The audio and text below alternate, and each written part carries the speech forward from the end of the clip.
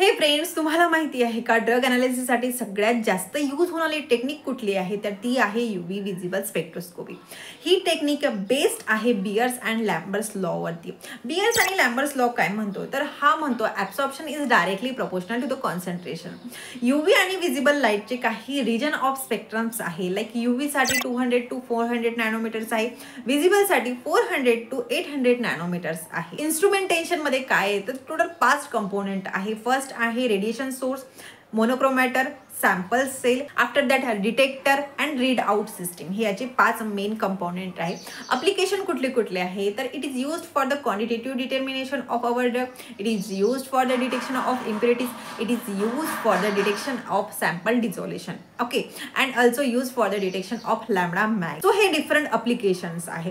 Advantages कुठले कुठले आहेत? तर फर्स्ट ॲडव्हान्टेज आहे हा अगदी simple and easy to use instrument आहे, हायली सेन्सिटिव्ह आहे आणि नॉन डिस्ट्रक्टिव्ह मटेरियल आपल्याला देतो, ओके. बट याचे काही लिमिटेशन्स आहे. कुठले कुठले लिमिटेशन्स आहे? तर फर्स्ट ऑफ ऑल इम्प्युरिटीज याच्या रिझल्टमध्ये इंटरफेअर करू शकतो. जे काही सॉल्वंट याच्यासाठी यूज केले जाते ते आपल्याला प्युअरच लागतात. प्लस असे कंपाऊंड जे यूव्ही आणि विजिबल लाईट ॲब्सॉर्ब करते त्यांच्यासाठीच हा आपण इन्स्ट्रुमेंट यूज करू शकतो. हा जो टॉपिक आहे exam point of view most important आहे. So don't miss it.